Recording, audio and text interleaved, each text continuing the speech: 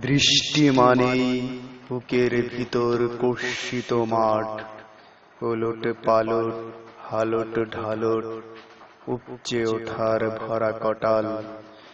বৃষ্টি মানেই শস্য খেতে মিলন সুখে গর্ভ ধারণ, নিভৃতে তার মনের ভেতর গোলাপ ফোটার পরাগায়ন। বৃষ্টি মানেই শুভ্র তনু উষ্ণ শীতল পূর্ণিমা চাঁদ, অষ্টপ্রহর পলকবিহীন দেখছি কেবল দেখছি কেবল।